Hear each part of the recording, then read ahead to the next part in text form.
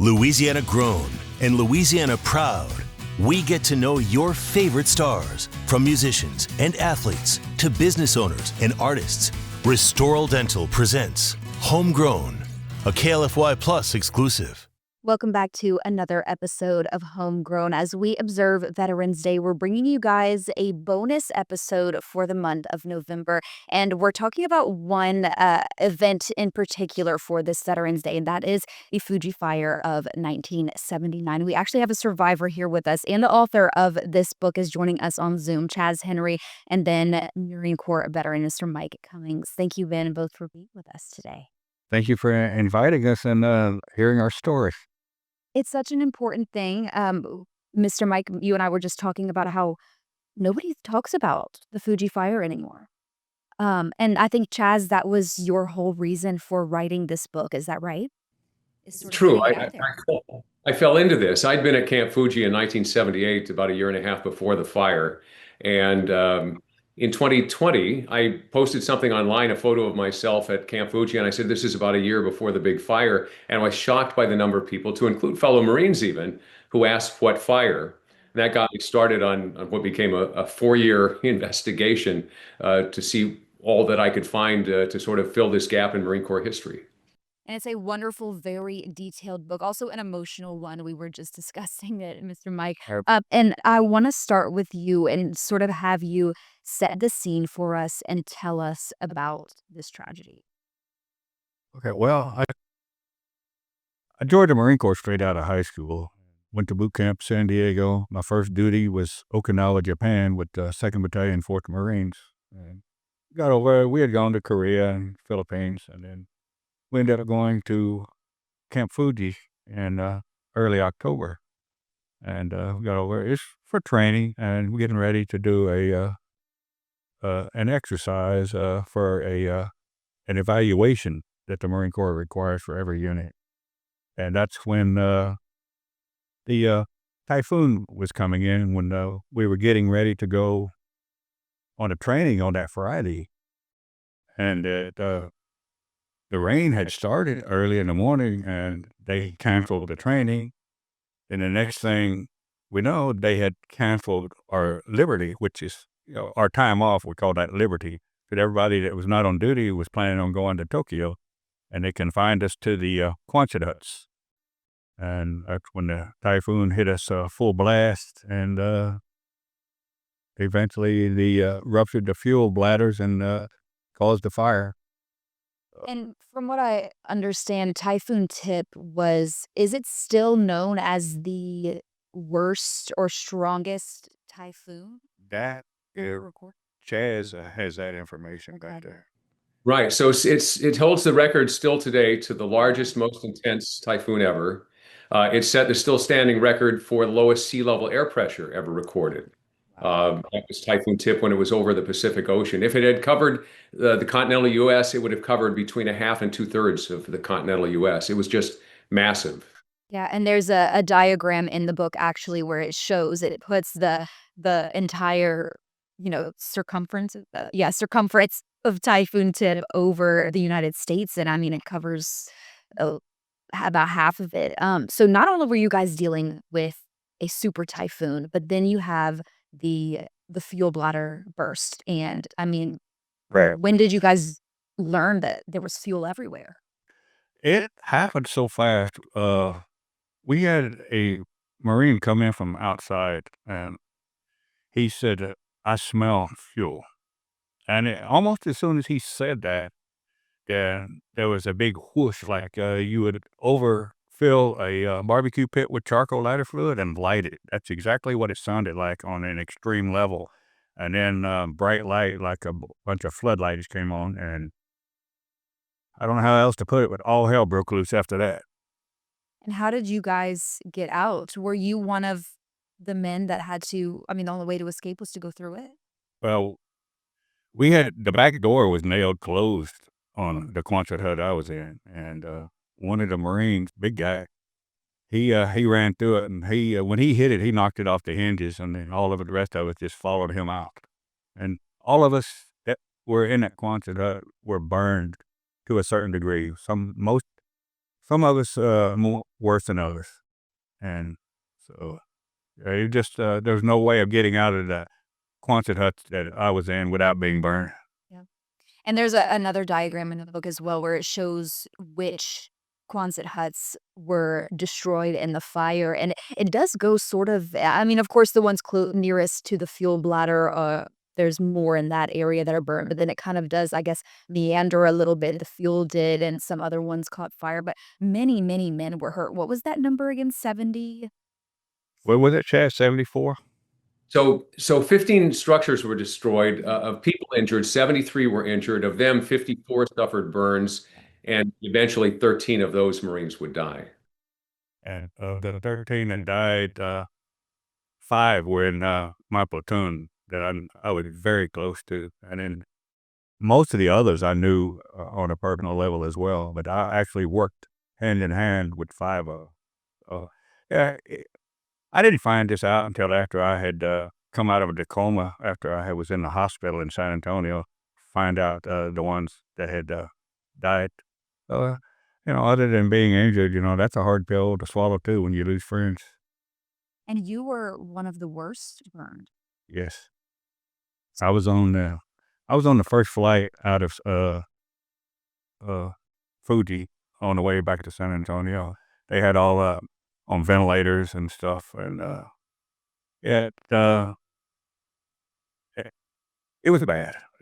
Yeah, I was one of the worst ones, and I found out after I had healed up and was on my way out that they had given me a 20% chance when I had gotten to the hospital. So it's kind of hard to deal with it, knowing that after the fact too. But here you are, But 40 I'm years later. I'm here 46 years later. I'm glad to be here. We're glad to have you here. Oh, what happened? It happened, and Yeah. And there are so many other details that we could get into. I mean, the amount of work and teamwork and effort that went into transporting all of you guys to different hospitals around the area of Camp Fuji, and then later bringing you guys all back to camp and transporting it to San Antonio. It was amazing to read about a horrible tragedy, but amazing to see everybody kind of coming together for that to save a lot of your lives. So we'll talk more about the fire and treatment once you guys got to San Antonio. That'll be after the break. Homegrown is sponsored by Restoral Dental, making the best dentures in Lafayette. Restoral Dental.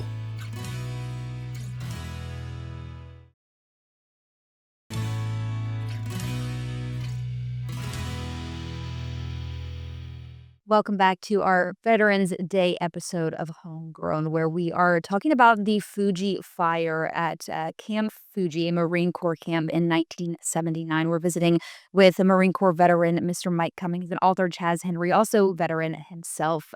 He wrote this wonderful book that I had the pleasure of reading. I mean, well, I hate to say pleasure of reading because it is a horrible thing that happened, but I'm glad that it's being made aware to more people. And so that's another reason that we are here today. But we ended talking about you guys being transported to San Antonio, Brooke Army Medical Center. And how long were you there?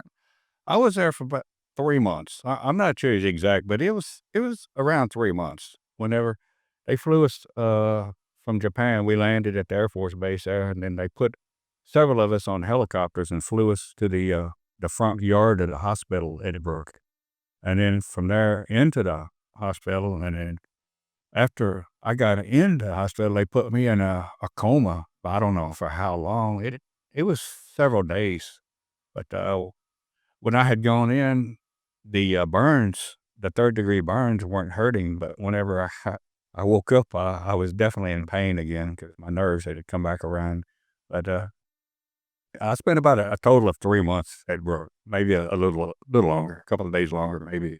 Yeah, 3 months, though. It's a long time. A long time, very long time. And Chaz, of course, you heard from many of the survivors of the Fuji fire during your 4 years of research.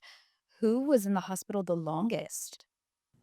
2 of the Marines were admitted on October 21st, 1979, and then finally released on April 1st, 1980. And at that point, when people are released after these sorts of burn injury treatments, it's not as if, hey, I'm healed. you're just going to live at Right. that point. It's assumed that your injuries are not fatal, and that's when you began continued grafting procedures and physical therapy and other surgeries down the road. Because you haven't even if you've had grafting procedures at that point, they've only been to make sure that you have mobility, that your arms can move, that your eyelids can open. Anything toward cosmetic improvements is beyond that period. So and there's just other healing in the body because the burns affect every organ in the body. So well, they were long periods of time in the hospital, but the periods of recovery lasted even longer. Right, right, and that's a good point you make. So, Mike, for you, when did you feel like you were back to living a normal life? Did you ever feel that way? Not really. But the healing actually, it takes years from burns. Say, I had skin grafts at Brook, and again, when I had released from Brook, I was sent to Washington, D.C. to another hospital for another 2 months of surgery.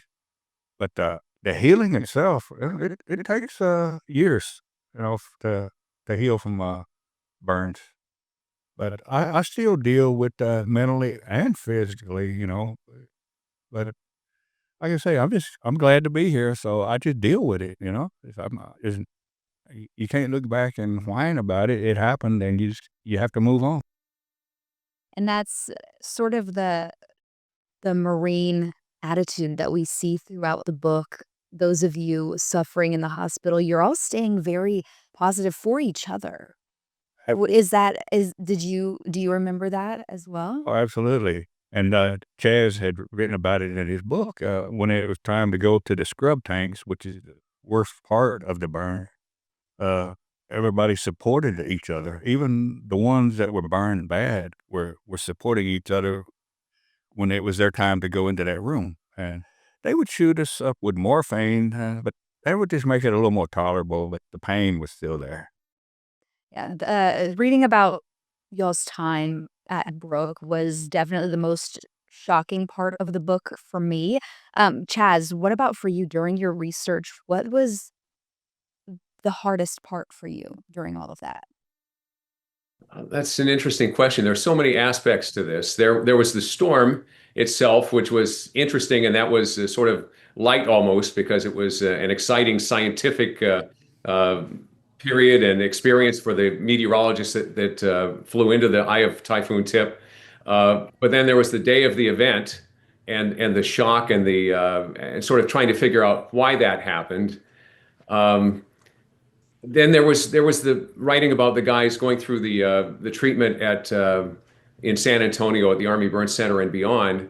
But something that I hadn't expected to be as interesting was the Marines who had to move back into the camp, the Marines who had not been physically injured uh, or were just suffered minor injuries, had to move back into this camp at which this had happened. Suddenly, scores of their friends are gone, and this is an age before communications, social media, email. And so scores of their friends are gone. They're back into this camp that's been destroyed and full of memories of their friends. And I found that to be something I hadn't expected to be as poignant as it was. It was encouraging to write stories about guys who had gone on as Mike has and accomplished significantly in the wake of these horrific injuries that you would think that this is the end of somebody's life. Even if they continue to exist, it's not going to be a life lived. And it was very encouraging that, again, this Marine spirit was found in so many of these guys. And guys went on to some extraordinary accomplishments for anybody, much less someone who had suffered these sorts of injuries. Yeah.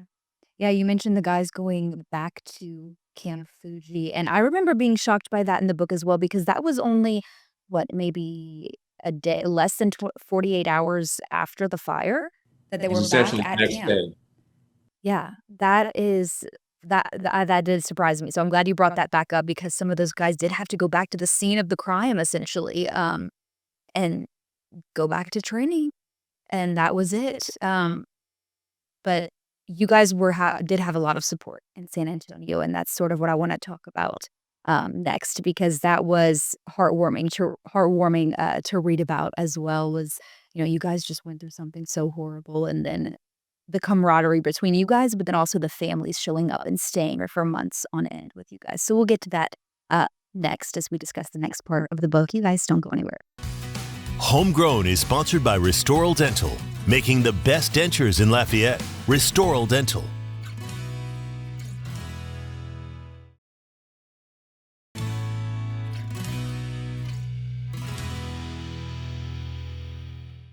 Welcome back to this episode of Homegrown, discussing the Fuji fire at Camp Fuji, a Marine Corps camp in 1979, alongside survivor of the Fuji fire, Mr. Mike Cummings, and author of the book Fuji Fire, Chaz Henry, joining us via Zoom. We left off talking about your time in San Antonio in the hospital. And I was just reading in the book, I had just sort of passed the part where so many different people in the community of San Antonio were helping you guys, and you guys had your family members that were able to stay there with the help and of the Women's Auxiliary, providing food and whatever they might have needed. So how important was that for you guys to have your families there and other people? To have visitors whenever you're down and dealing with something like that, I mean, they can't do nothing but help in your recovery. And just to have them there for the support. And one of the Marines that was burned, his family came down, and he had a sister. I was 18, she was 15. They had taken her out of school. She was there to visit her brother. But after she would visit with him, she would make the rounds and come see all of us and raise our spirits as well. And all of us that were there looked forward to her visiting with us. And as you said, the Women's Auxiliary of the Marine Corps League, I mean, just the community of San Antonio, I mean, they were awesome, amazing. So that definitely helped a lot. Because not only is it a physical battle for you guys, it's mentally so tough, or it had to have been. It was, but having people there to support you, it took your mind off of what you were going through. And that was definitely a help. So it's definitely not anything I would wish on anybody. So And being able to talk about this today and having a pretty, I would say, given the circumstances, a good attitude towards it. Chaz, speaking with other survivors of the Fuji fire, did you find that these Marines kind of just have this general understanding of, oh, well, it happened, and we're strong and we're going to push through? I feel like that's what I was getting from the book. Yeah, that was there and it absolutely helped. But you have to realize this really was a horrific event. Right. And we're talking about young men 17 to 22 years old who are at the beginning of their lives. Um, every Marine in uniform is good looking, no matter no matter whether he's ugly, in civilian clothes. In uniform, a Marine is good looking. These are vital, athletically, in shape young men, and suddenly they're faced with serious injury. Skin is gone, facial parts are gone, and so there's the physical injury, which is traumatic enough, but then there's also thinking, what is the rest of my life going to be like? How are people going to perceive me? Am I going to be attractive? What does this mean for the rest of my life? And so there were serious anxiety and depression that people dealt with. I think the fact that these guys had been through Marine Corps recruit training, they had been with each other and established this camaraderie, definitely countered that and provided a buttress that some other people, maybe by themselves, having to go through something like this, might not have had to their advantage. So it's striking, one, just the survival rate. And that's attributable to a couple things. One, these guys were young and fit, but two, the care that they received at the Army Burn Center in San Antonio, which is the world's best burn center, then and still now, just an extraordinary care facility. Both contributed to that. But the fact that they were Marines and had that spirit, there were Marines who had that spirit, and in fact were doing push-ups when they arrived, even on ventilators, and then they died. So, the spirit carried some Marines through, and others, it just wasn't enough for the physical battle they had to face. And in that part of the book where you talk about, the depression some of you guys faced, it's mentioned, and this is going to be hard for us to talk about. The last time me and Mike discussed Stevie Tolbert, we got emotional, both of us. But you're quoted in the book um, saying that whenever you wanted to die, you watched Stevie and he helped you. I would, like I said, I couldn't do anything for myself. My hands, my feet, I depended 100% on other people doing stuff for me, and I had withdrawn, and I, I had just wished I would have died. And then I hear this noise in the hallway, and I'm curious, so I wheel myself out there and look, and there's this little 7-year-old boy out there with one of those urine cups they have in the hospital, setting it up and kicking it like a football and going back and getting it. He's making the best of what life gave him. So I got to thinking, I said, here's this little kid. He's burned just like we are. And he's dealing with this. And here I am feeling sorry for myself. And that was the kick in the pants I needed to get my life going again. So, yes, I owe it to him. Yeah, I'm happy that Stevie is mentioned in the book. I wish we could speak with him. We were talking about this. We wonder where he is today. Right. Because I think he helped save some of you guys. And all Absolutely. I do believe that. right, we will talk more about the Fuji Fire of 1979 right after this. Homegrown is sponsored by Restoral Dental, making the best dentures in Lafayette. Restoral Dental.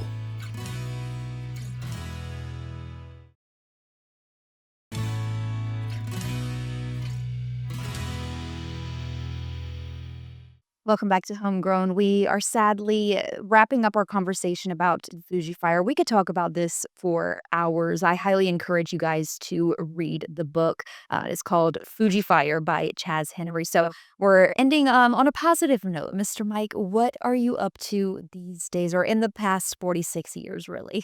Well, after I got out in the Marine Corps the first time in '82, I worked as a mechanic in my hometown of Emory, Texas.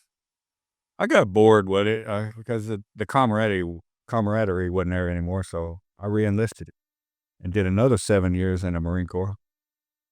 And then when I got out, I stayed here in Louisiana because that was my last duty, was in Lafayette. I was training the reserves at the I&I duty here. So I just stayed here, and I started driving trucks. And when I finally did retire, I have a Volkswagen Beetle that I play with, and I do a lot of fishing. So There you go. pretty much. And then when Chaz had contacted me, and we finally got the interview done, and he started researching the book, and then he told me at the beginning of the year that it was going to publication. And when I got the book, I read it. I contacted him. I said, I'm 100% on board. I said, you treated us right in the book. You didn't Hollywood it up. You wrote it the way it was. I said, any book signings or podcast that I can help you with, I'm 100% on board. So we went to San Antonio, did it, I think 26th of September when I got there. Recently. And had a book signing, and Chaz had a book signing at the Barnes & Noble in San Antonio, and I joined him there. And that's where we met up with Dr. Walters and two of the nurses that had treated us in 1979. And Dr. Walters is the one that had put a team together and went and picked us up in Japan and brought us back. So I got to meet him. And then also we did a presentation with the burn staff at Fort Sam Houston, and Chaz can actually give you a little more details on that. Yeah, Chaz, what was it like to see that reunion? Survivors meeting their caregivers from so long ago. It was one of there have been a couple great moments on this project have not really involved the book itself. One was I set up a Zoom chat early on with one of the worst burned Marines and who's actually Isaac Williams in Alexandria, Louisiana, and the surgeon that had done most of his surgeries. And I sat back and I let them talk. the guy who had survived unbeatable, odds that you never would have expected, and the surgeon who helped. And then in San Antonio, being able to see Mike reunite with Dr. Walters and those two nurses who had spent, days and days and months taking care of Mike, that was incredibly rewarding.